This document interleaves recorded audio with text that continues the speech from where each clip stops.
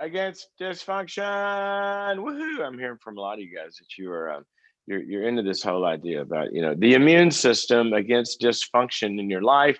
How do we do that? Well, same way you fight any other bug, right? We're reading a lot about that lately.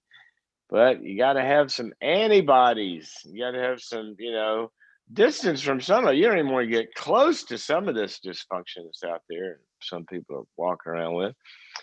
And then there's other ways that you can mask yourself from it and all of that. But the biggest way is to walk around with the antibodies.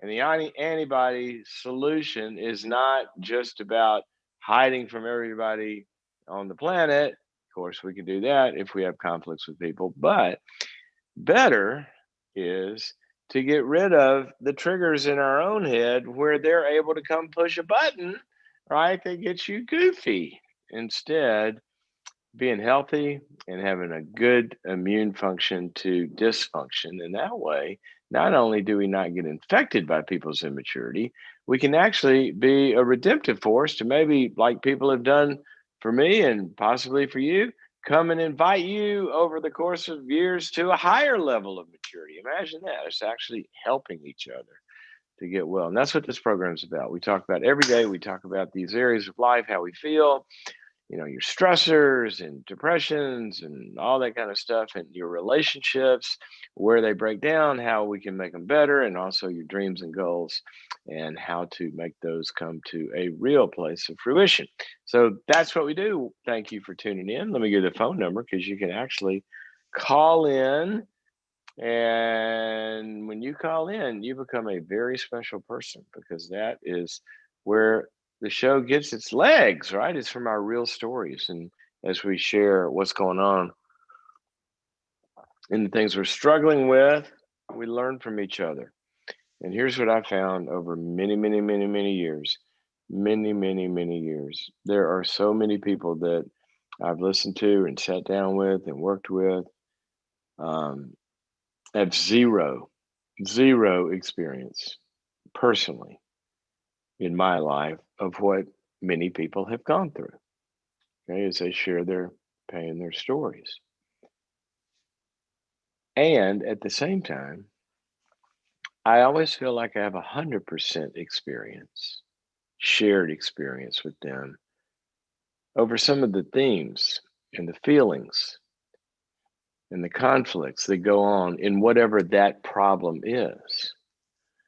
For example, you may hear somebody call. I think we had a caller yesterday. We always have one or two somewhere that somebody's going through a divorce. Okay. I've never been through a divorce. But when I listen to people go through divorces, it reminds me of rejections and losses, betrayals, abandonments, being stuck, not knowing how to get out of pain, not knowing what's next. See, part of what brings us together as community is not just affinity groups, even though those are important. We learn certain skills from particular problem oriented groups. But what brings us together is like one of my favorite verses. Paul said, there's nothing that anybody's going through is not quite really at the base of it, kind of something in there common to mankind that we all feel. Everybody knows what isolation feels like. Everybody knows what powerlessness feels like. Everybody knows what failure and loss and woundedness feels like. Everybody knows what self critical moments of prison in your own head feel like.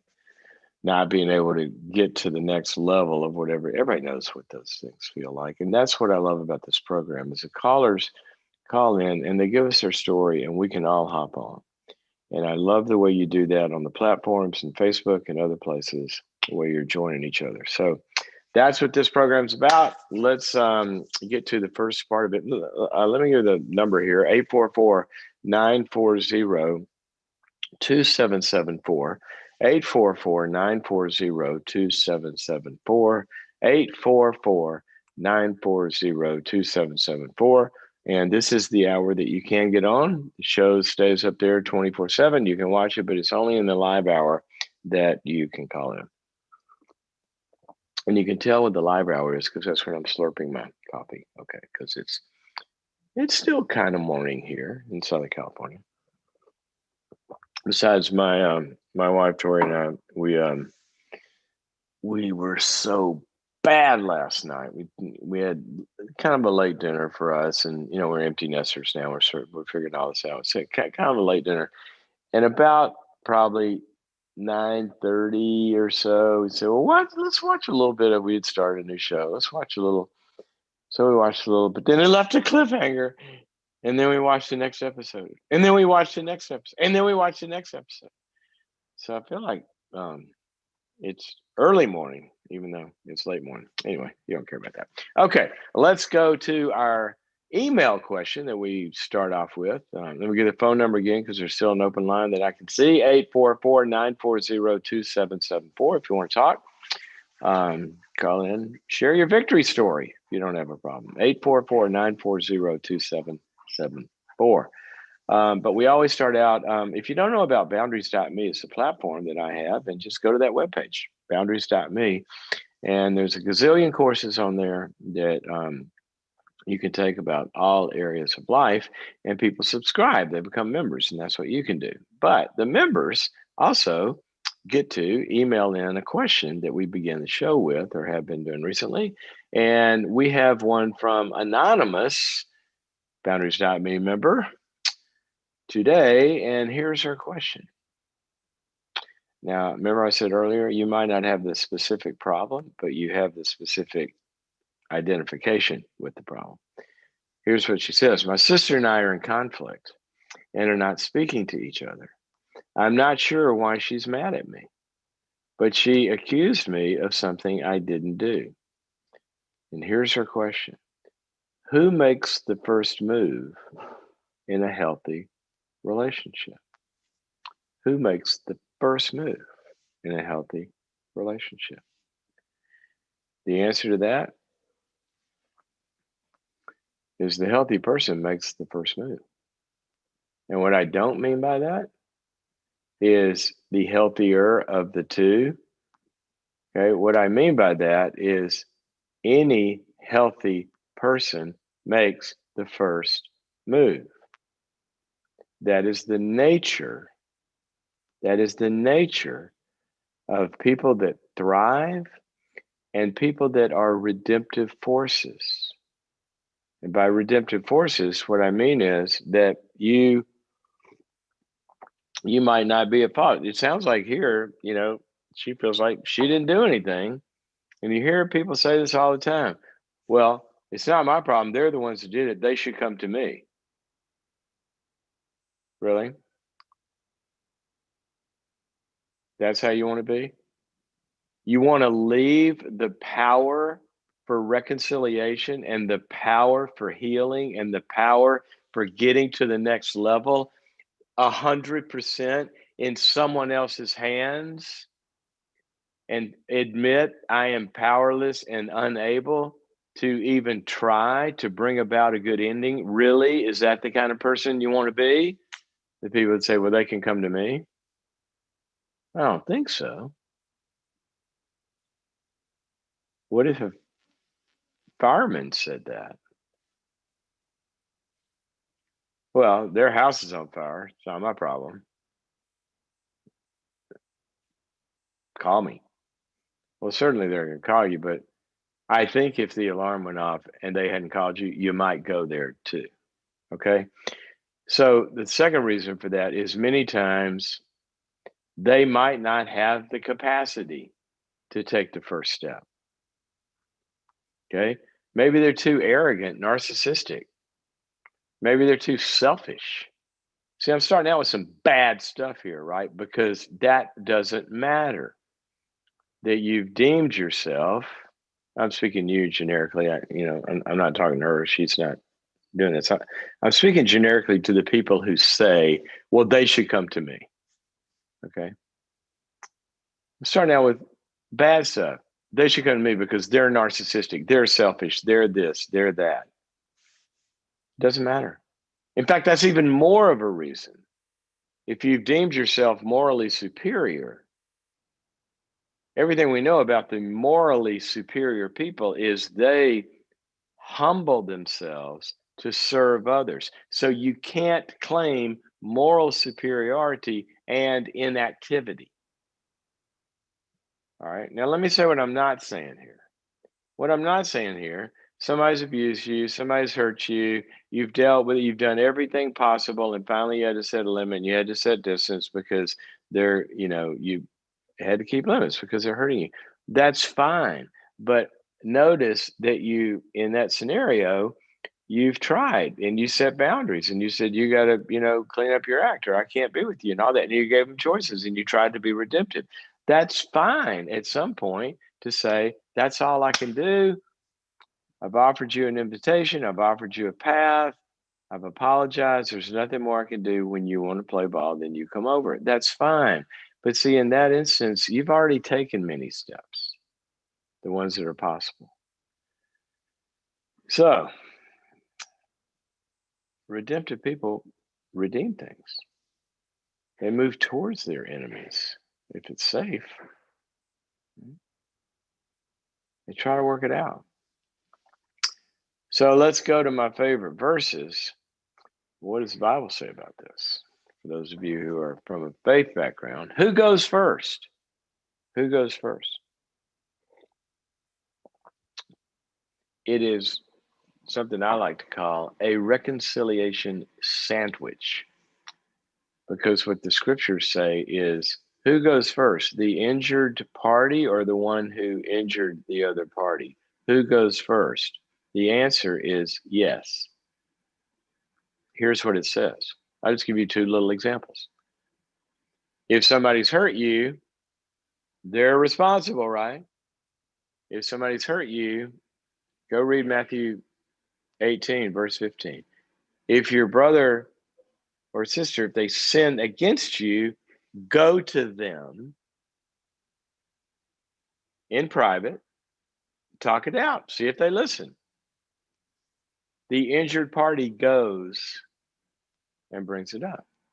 Okay. What about the other side? Yeah. Here's what Jesus said. If you're even going and offering your prayers and your offerings and being Mr. and Miss Spiritual, and you remember at the altar that somebody has something against you, in this instance, they think you're the offended party. He says he doesn't want to even hear our prayers and offerings. Put that down. And it says, go be reconciled to your brother first. So it's kind of like saying, okay, we got a thirsty world out there.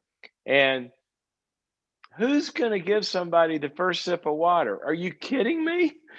We want to be spreading water everywhere with everybody, whether we caused it or they caused it. So take the first step for your sister. Call her and say, I just want to tell you, I'm heartbroken over the fact that we're not talking. I love you. You're my sister. And I really want us to have a good relationship.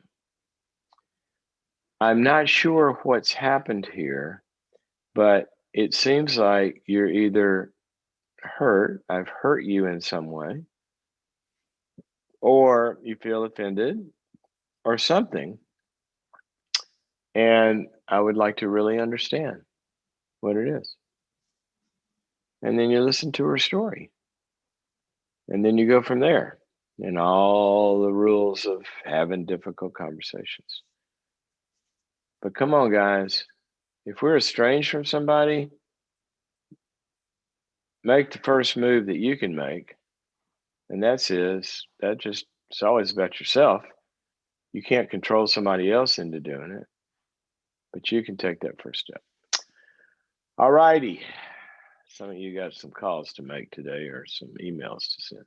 844-940-2774, 844-940-2774, 844-940-2774 is the number to call in. And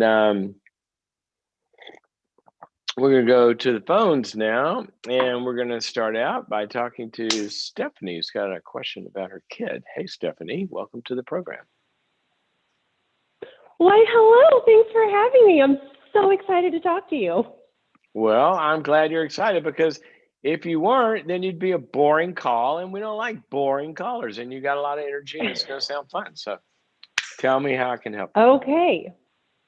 Well, I have a son. So I have a son, he's 9, and then 3 girls after him.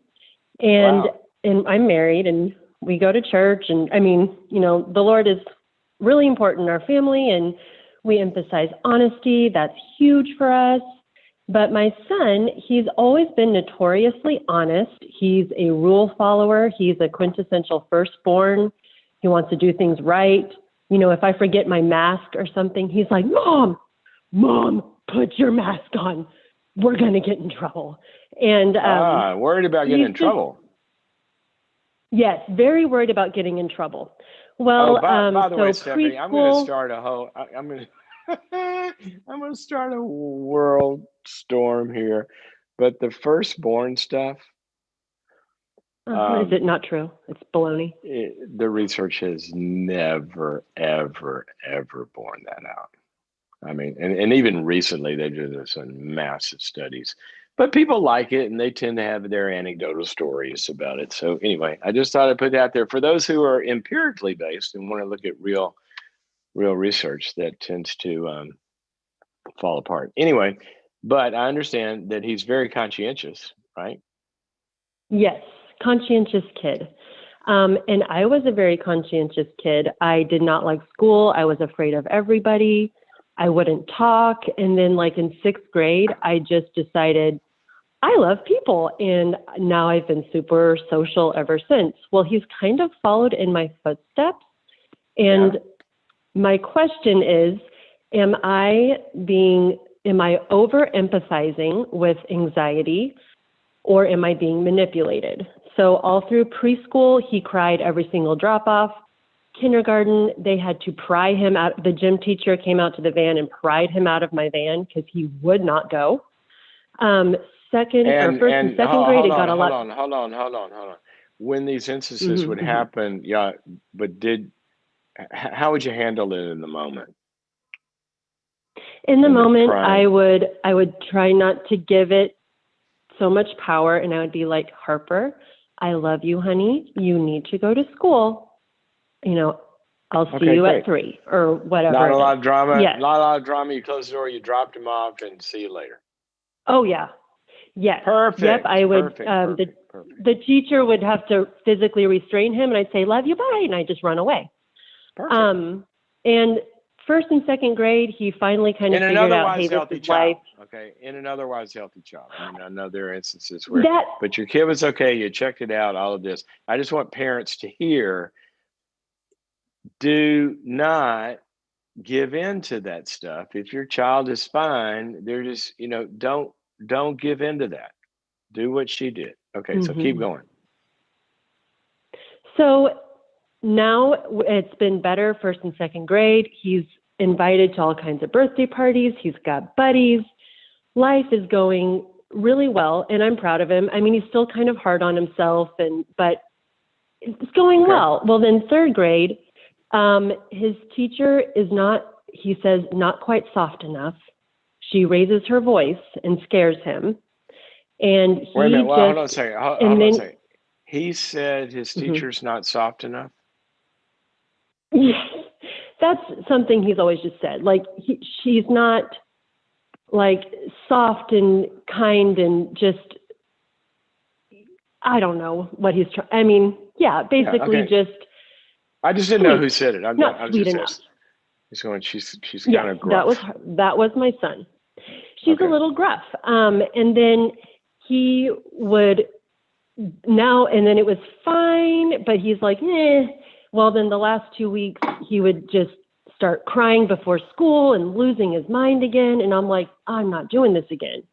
And he's like, someone is messing with my Chromebook because they have to use computers at school now because of COVID and whatever. Right. And he's like, someone's messing with it.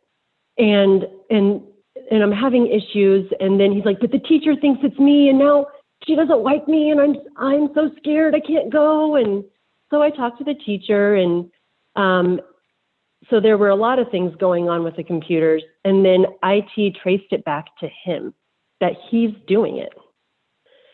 So I can't figure out why he's He's screaming, doing something crying. accidental, or he's No, I maliciously mean, it doing would have something. to be, it would have to be on purpose, because But I don't know someone what went into I his don't know best what the friend. it is. I don't know what the it is. Is he sabotaging his own work or other kids' work, or what? What is he doing? No, it looks like he went into his friend's account and changed his password. And then that friend was locked out of his computer and had to use the teacher's computer that day. And this is a good friend or an enemy? So no, it's his best friend. He loves him. And when he was questioned, he's like, why would I do that? Easton's my best friend. And he just continually denies it, and he just cries his little eyes out, and he's like, I know the evidence points to me, Mom. And you can think what you want, but I did not do this. And he has so much anxiety because he thinks his teacher hates him. He thinks no one believes him.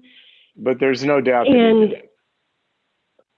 I mean, according to IT, there is no doubt that he did it. But he's Okay. been like my notoriously honest child. And I All just right. cannot figure out where this is coming from, and I don't know what to do. Okay. Well, a couple things. There's always two things to look at, right? There is behavior that you're concerned about, and there's also what Mhm. might be causing or driving that behavior. Mhm. And you know, generally where people screw up is they pay attention to one side or the other, right? Okay. And so they'll demand him get his act together, but never ask the question, well, why would he do something? You know, why does he? Why Sure. is he, et cetera? And so if he's pulling a stunt like that, which is a little bit of a at least um, at least a power move, right? Okay. Or some way of engaging in a negative way, whatever that is.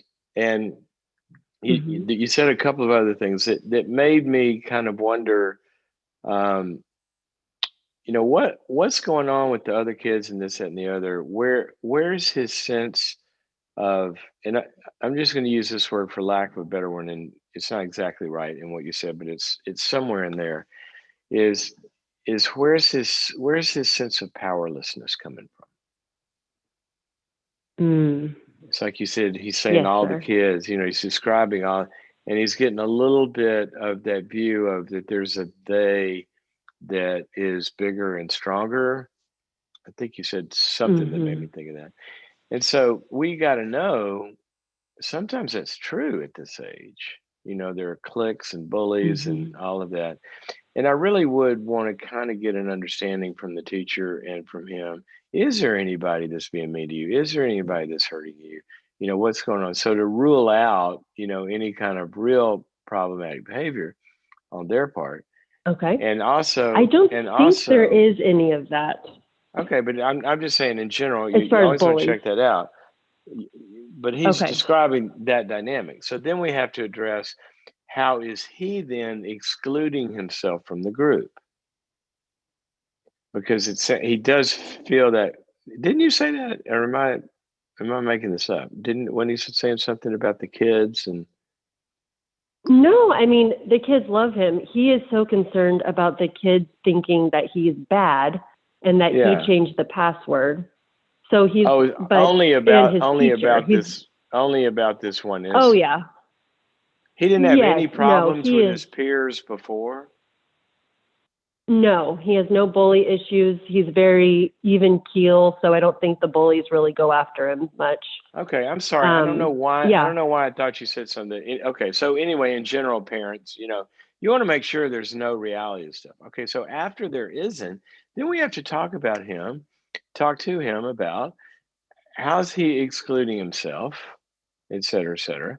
If some dynamics going on there, and find out, sit down with them and say, look, you know, there's really no doubt apparently that you did this. It came from your computer, if that's what they're saying. yes, And sir. so here's what I need you to do. I need you to go apologize and make it right and not do this anymore. And then I wanted I want to talk to you a little bit about why. Did you just think it'd be a funny joke? Were you trying to, is this some sort of Mhm. way of connecting with them, or did it make you feel strong, or just kind of get to know what's underneath all this? All right. Now I'm going to set all that Okay. aside for a moment.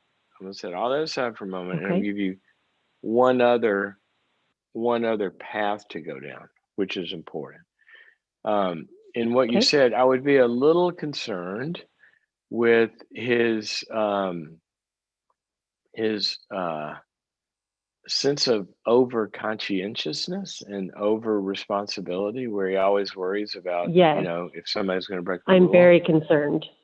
Yeah, Yes, and sir. I would make that a big target, Okay. because that is the I mean, that, among other things, it's just a formula for anxiety. If you want to be anxious, then Oh, have yes. He is very two anxious. strict voices in your head. Yeah.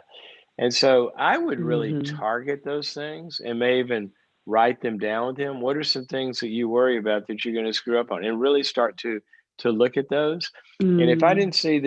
didn't see this anxiety thing diminishing through those sorts of interventions and continuing to, empower him to go forward and face into these things, then I'd have him see a good therapist. That'd be a cool thing, I Yeah. think. And I also think so too. about the gruff teacher voice. Uh-huh. Um, I don't know exactly how he meant that. I'm assuming it's not, you know, neurological explosions in his head when somebody's, voice is too loud. He doesn't sound like he's got those problems, right? He kind of handles Oh, I noise don't and know. all of that.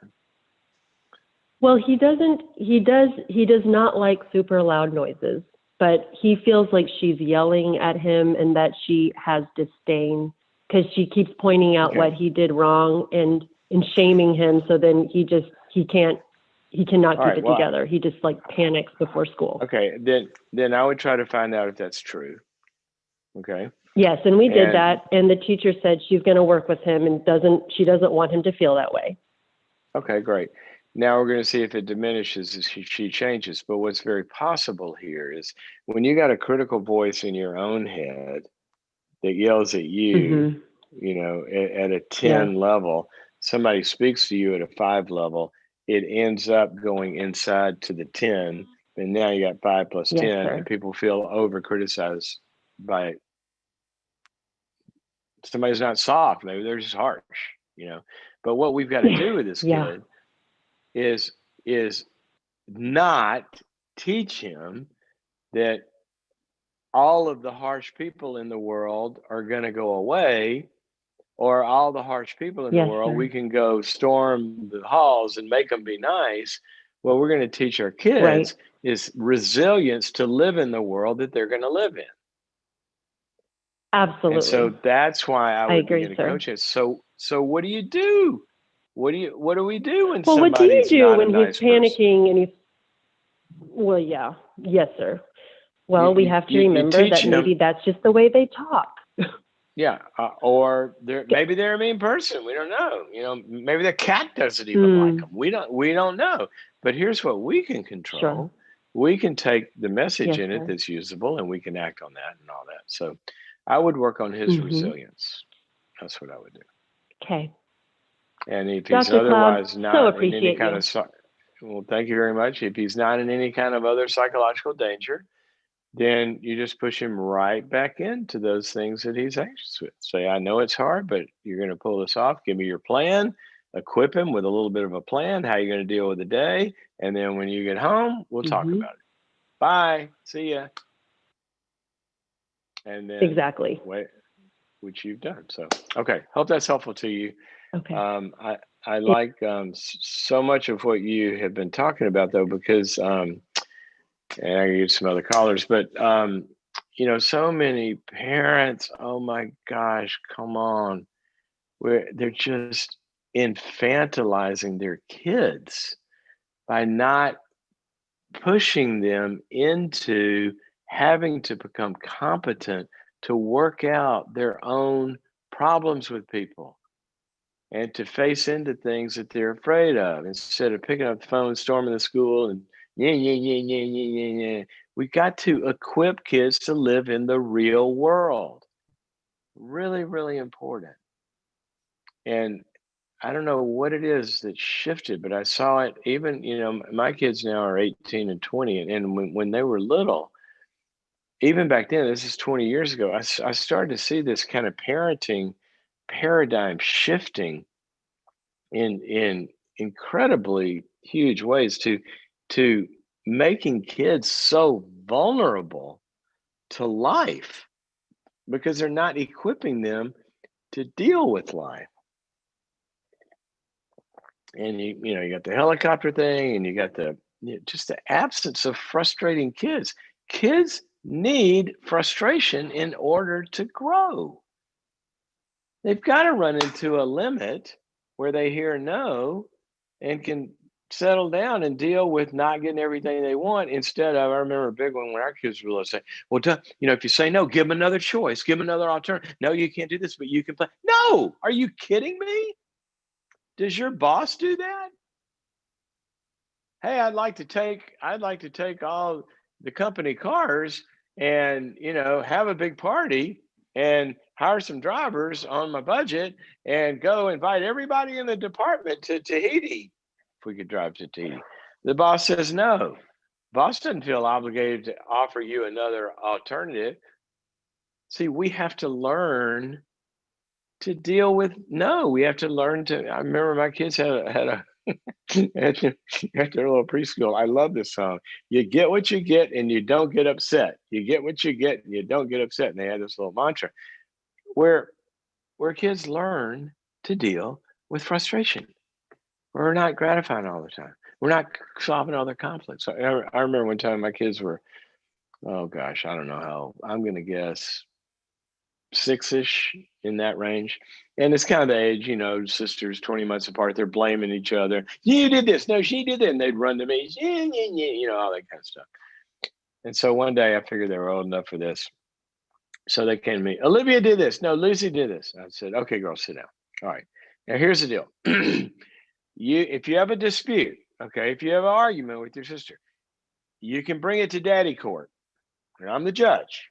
All right, bring it to daddy court, and I'll hear each of your arguments, and then I will decide who's right and who's wrong. All right, and you'll have to abide by that if you bring these squabbles to me. But here's the deal: if you bring a case to daddy court, the loser, whoever I decide is wrong, they've got to pay the court costs. And they go, what are court costs? I go, well, we'll figure out a schedule. You probably have to give up your bike for a week, or, if it's a big case, you might have to sell your bike, or you might have to lose, this and the other. But whoever loses the case, they're going to have to pay for the court costs because I'm not free. I don't do this for free. And so, it's going to cost you. They literally looked at each other in that argument. They literally looked at each other that day and said, okay, we'll figure it out. And they ran away. Never heard about that squabble.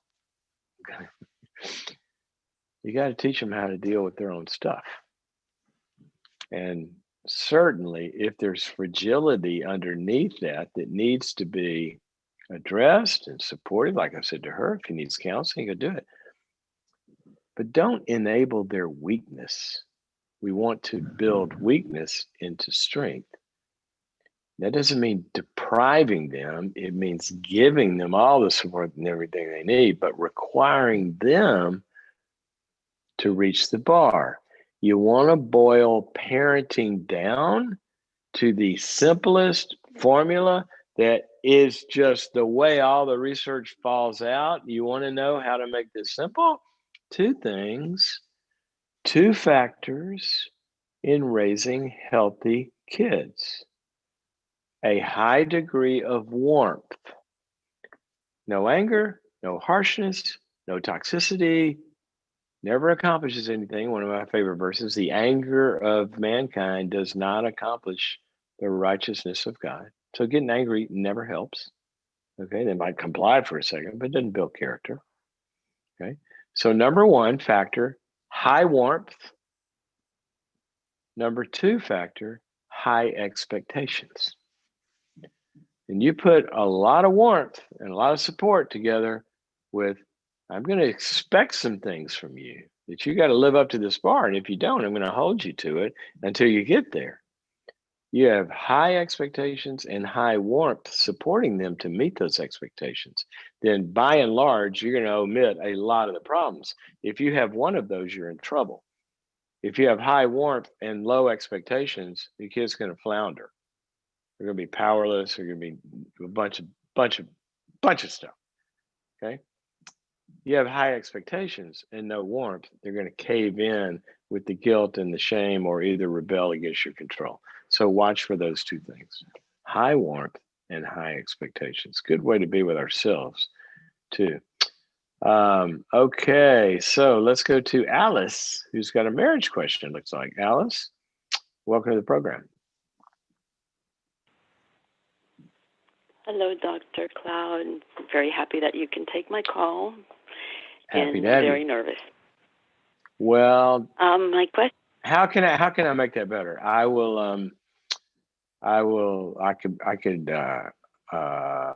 could be a goofball. That make it less serious. So now you're not. No, it's that person who answered the phone understood my question. I was hoping he'd ask it for me, but he said he couldn't. So here it goes. If you want to, we can do that. Would that help you? I mean, I can read it to you. Would that help you? Okay, maybe because my heart is pounding. Okay. Well, I'd rather cure you of your pounding heart, but we'll do it this way. Okay. Sounds like you got a husband who literally keeps a ledger of everything she does wrong as he sees it. So everything that you do wrong in his eyes, he writes it down? Yes, he keeps a journal and he writes it down. And then when we have an argument or something that we disagree, he'll say, wait, I got to go look at my journal and see what really happened.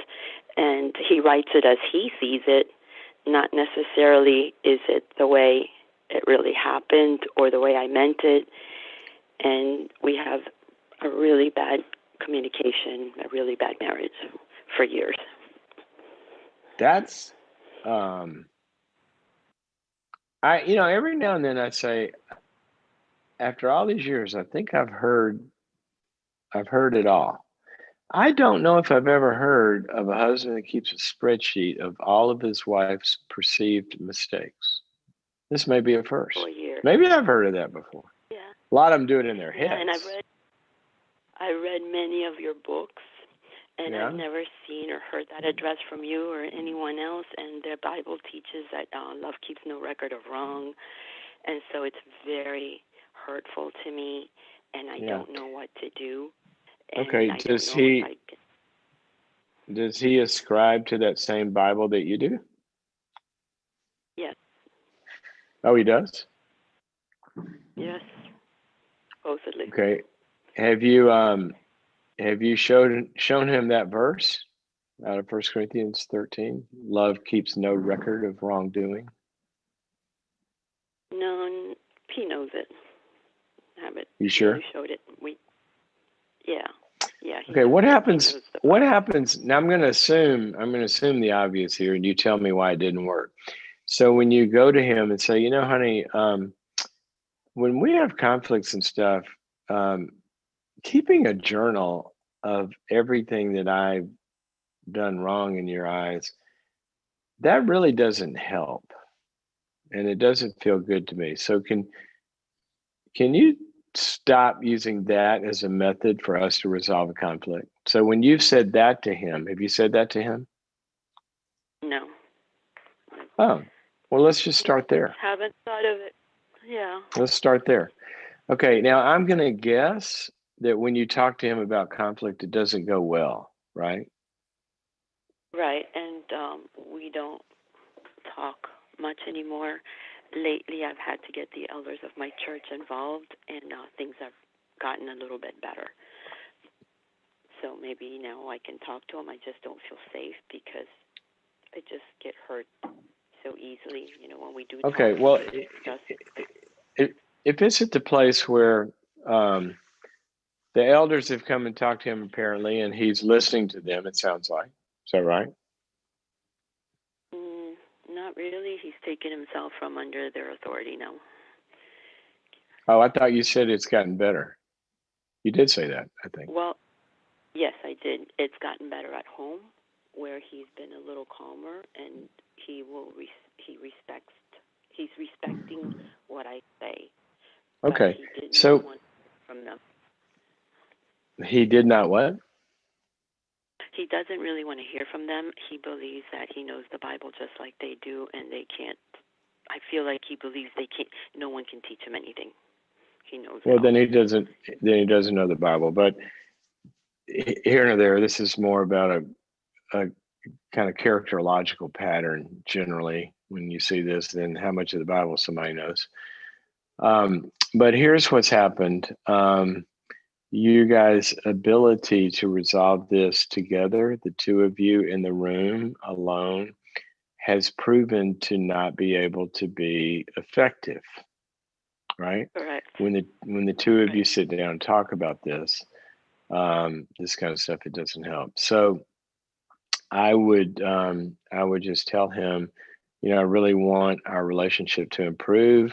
It's kind of broken down in some ways, and I want us to go see a marriage counselor together, because when if the two of you are the only two talking about this, the skills aren't in the room, especially it sounds like from his side, to be able to resolve this. And it's not until a third party walks in the room that he even seems like he responds. And so I would go that route. We have tried.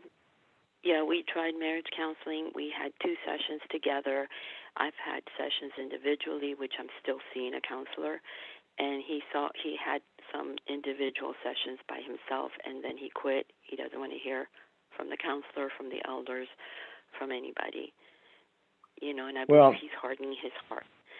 Okay, but just let me say this. When people say, I'm not accusing you of anything, I'm just saying, I'm giving you the numbers here. When we say, well, we tried counseling, it's kind of like saying, a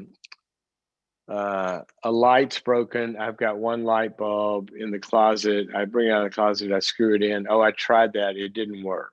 Okay, as if that's the only option.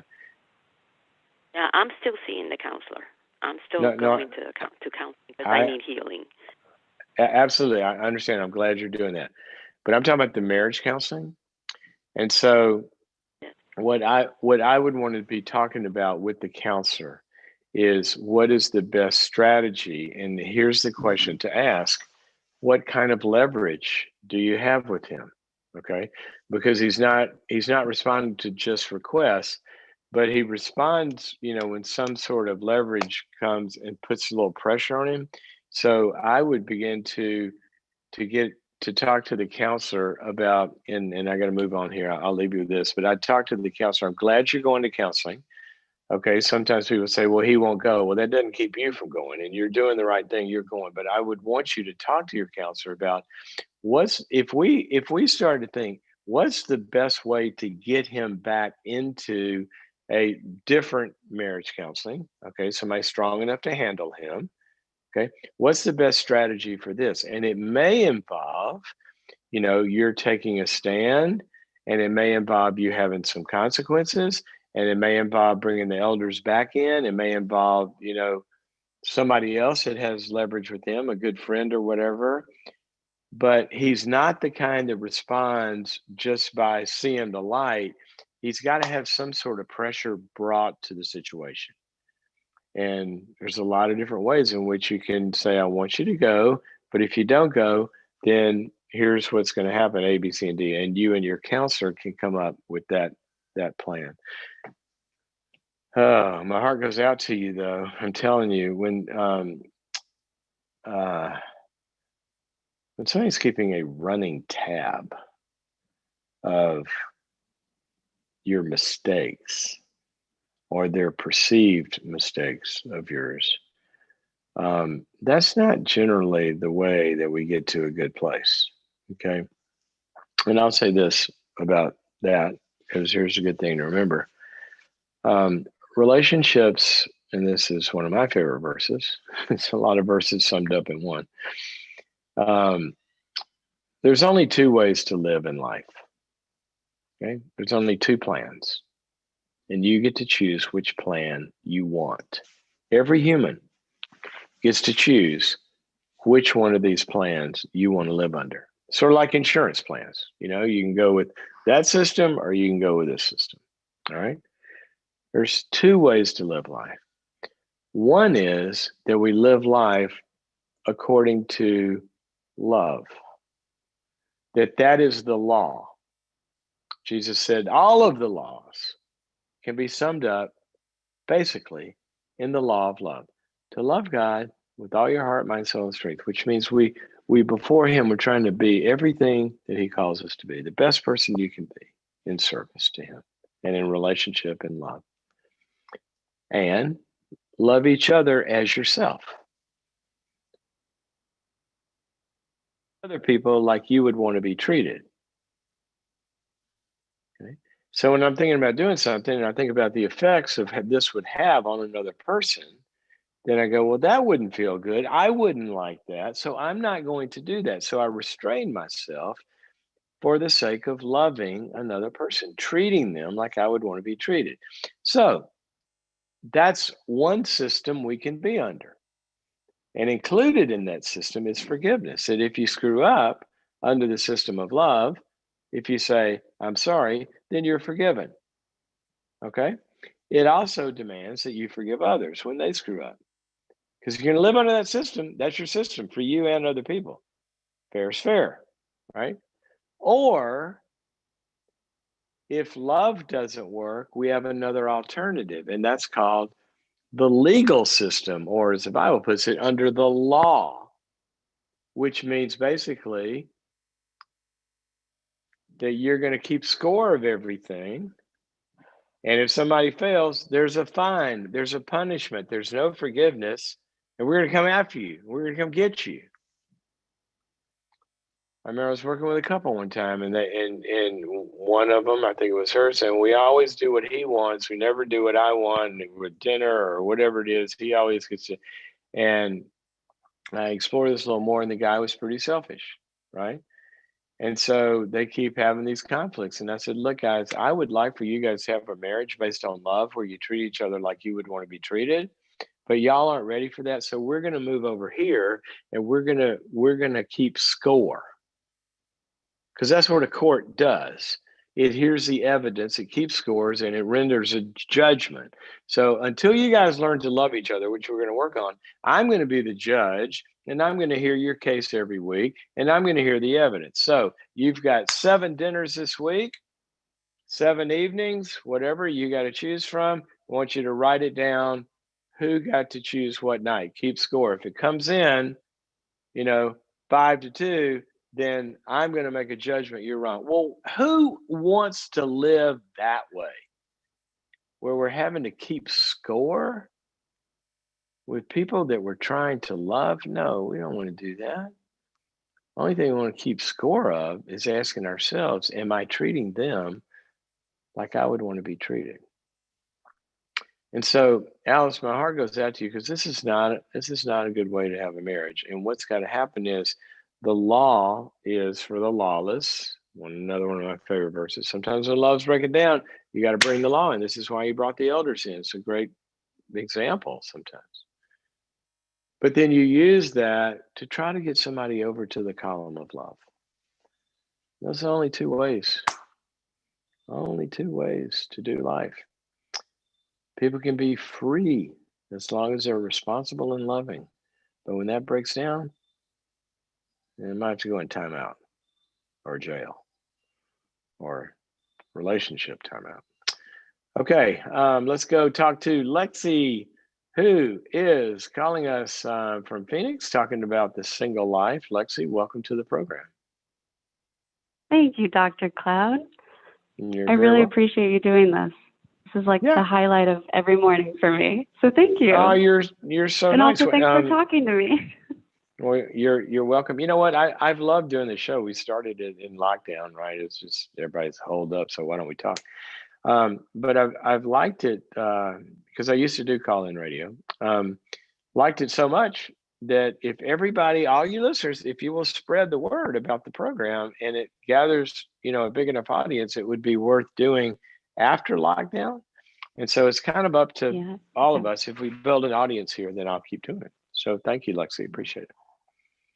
Beautiful. I will keep spreading the word.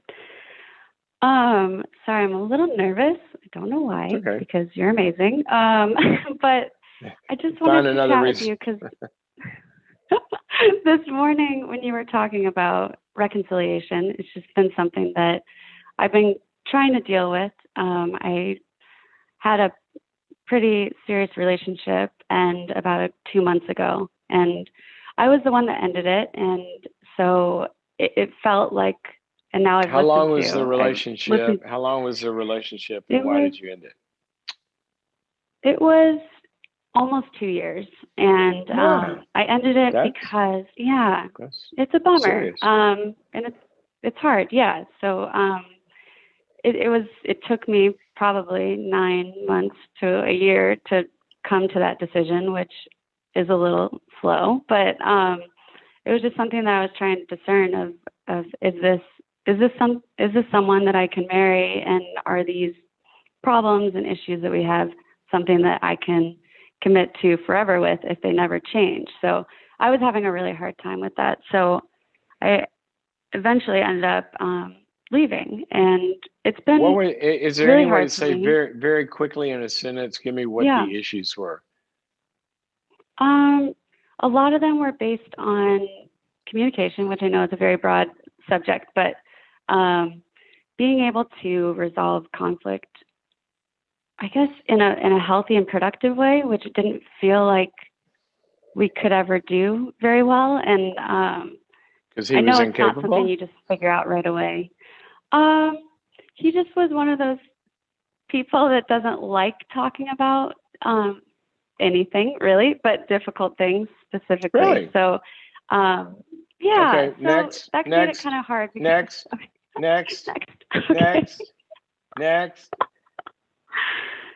mean, come on. It kind of. You're single, right? You have all the options in the world. I know. Guys are like buses. But there's another one every 15 minutes, right? So next, you can't be with somebody who cannot talk about hard things, who cannot resolve conflict. Either they learn to do that or next. So I'm glad you got out of that. It took me a little while to figure that out, but okay, that's good. That's good. That's consoling to hear. Thank you. So what's the question? So my question is, I thought maybe, because I just kind of have a tendency to over-idealize things, and so I thought maybe after a couple months of having broken up that if I gave him space and time, maybe we'd be able to have, and I don't know why I thought we'd be able to talk since we weren't even able to when we were in the relationship. Hey, I thought, Lexi. Yes. I had an infected tooth one time. Yeah. I gave it some space and time. Yeah. I hear you. Ended up having a root canal. Yeah. Listen, I don't mind space and time. That's the oven within which we bake a cake of maturity, right? We all need space and time to develop, but there's got to be some ingredients in that space and time. So if he were taking the space and time and said, oh my gosh, I'm so screwed up, I'm going to counseling, I'm going to take 16 communication courses, I'm going to learn to resolve conflict, and he comes back, look, Lexi, look at all these certificates, my counselor said I'm awesome now, give me another chance. Now we might open the door, but not because of space and time. Just a little lesson there. Okay. So what's the question? Well, so my question was, how do I metabolize that pain? Because I feel like that was kind of reignited when I found out, like, hey, the door is totally closed. I have no interest in talking to you. Like, I can't even really talk to you. I don't want to. And so So I feel like I didn't get that closure But that I wanted, but maybe that's what I needed. Did you, wait a minute, did you open the door again? He came back after 2 months. You opened the door, or you I had tried to, sent a and letter. he closed the door. Yeah, I sent a letter a while ago, and I just thought I'll give him time, and hopefully one day. I got a text apology, and so I felt like that was good, and that was kind of consoling. But I thought maybe as mature adults we could have a conversation in person where we both were just able to say, "Hey, sorry it didn't work. Sorry things were hard." But anyway, so I didn't get that, and then he texted me and said, "I'm dropping off your stuff. I've been avoiding doing it because I don't want to talk." And so I think that just reignited the pain that was already there. Okay, well, let's, so what's your question? How do you get rid of that pain? So my question is, how do you work through that when you don't feel like, I just don't want to carry that into, I just don't want to keep carrying that. So I'm trying to figure out, how do I process that pain when I didn't get this like peaceful closure that I wanted? Or just knowing that I haven't made things worse, which it feels like I did. Oh, I don't know. I just want to know that I didn't hurt him and hurt him us by asking him to talk. Yeah, Listen, I know that sounds ridiculous. Lexi, listen to me. You know what? Okay. Huh? I know that sounds ridiculous. Which part? I know I'm not asking for too much, me asking him to talk. No, you're not. But just you somehow, feel like, you feel like you are. Yeah. Okay, so I'm gonna ask you to go look at something. You have a tendency that you've described to me here, and I don't know you well, but you have a tendency to take more responsibility than is actually yours or that you have control of. Yes. So you're feeling bad for him about behavior that only he has control of. Right. All right. So follow me here. If you're a person that takes over responsibility for other people, who is going to come running to have a relationship with you? People that don't take responsibility for their side of the relationship. Right. It's a match made in heaven. I'm very accustomed to it. So yes, I should try to not attract those people. Well, I'll tell you how not to attract those people. You ever seen one of those signs where they pull it down and says closed? This restaurant is closed. All right. So every time there's that impetus to take responsibility for, oh, the poor guy, oh, this, that, and the other, and it's caused by his behavior. So you're always trying to bring him, get him to come talk, make him open up, work on his communication. No, if you gotta make him do it, you're a mother, not a partner. Right. Yeah. I don't want you out there being attracted to little boys that you got to raise. Me either. So closed. Okay. All right. That's what I'm most concerned about here. And how do you grieve it? You thank God that he's gone. Somebody that won't even have the breakup conversation and bring your stuff. Right. Okay. Yeah. So you dodged a bullet here. A. B. You learned from it. Okay. Maybe you come to, I'm having a Recover Well from Divorce on October 22nd, 2-hour seminar. I was thinking about going to that, even though it wasn't a divorce. Well, it is a divorce in your heart. Anyway. It's similar. It is, yeah. So That's the second thing. The third thing is cry hard. I've done a lot of that.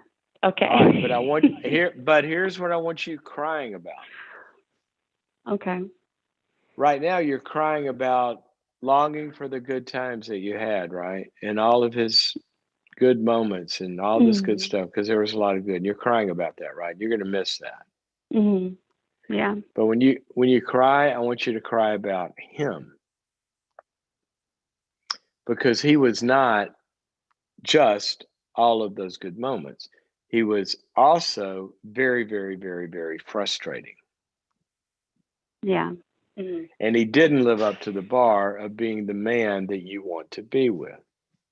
And so I want you Right. to grieve the real guy, not the longed for, all good fantasy guy that the good moments were about. You got to grieve the The one he whole could thing. have been, right? Yeah. Okay. I can Do do what? that. I said I can do that. I said not just think about what could have been. I do that a lot, so Now, you say what could have I been? will. Yeah. I need to look Guess at what what? it was, not what it could have been. Guess what? Hmm. No, no, no, no. You need to recognize that it could not have been. There is no Okay. could have been. It could have been if he were a Yeah. different guy. If he were Tommy That's instead of true. Joey, Okay. it could have been. And that's who I want you to go find. I want you to go find what could Okay. exist if you're away from this guy. Okay. It is I could do that. there is no could have been. That's like me sitting around Okay. thinking I could have played for the Lakers. Bull. Right. I'm 5'9.5". I'm not could have been.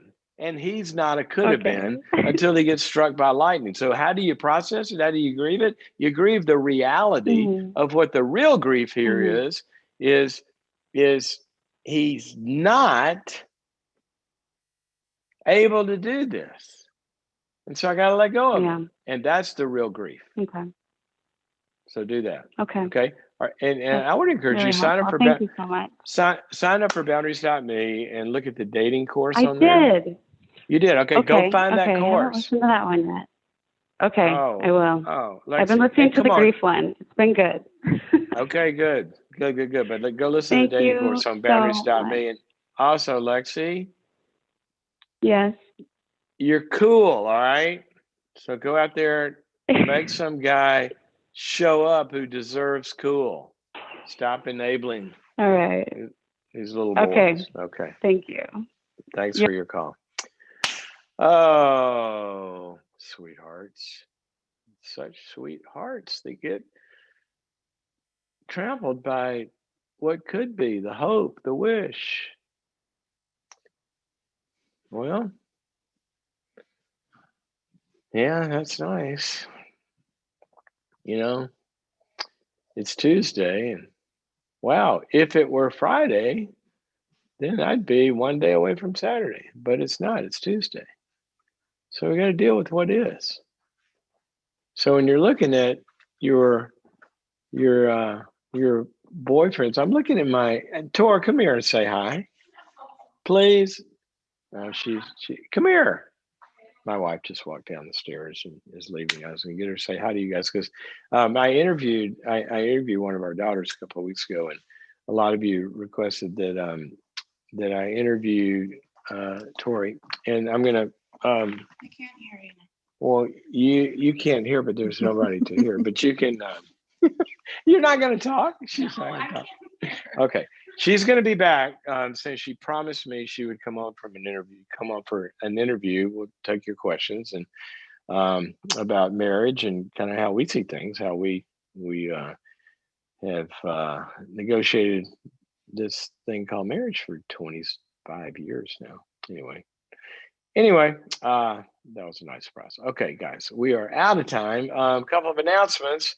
If you can't watch the program, you can download it as a podcast. So wherever you get your podcasts, iTunes or other places, it's called boundaries.me as a podcast, this program. Or you can watch it on Facebook, YouTube, or Instagram. And please share it with your friends. If we build an audience for this, as I said earlier, we'll continue to do it, and even after lockdown. So that's what we're aiming at, and we need your help to get that word out. Also, go to boundaries.me and become a subscriber.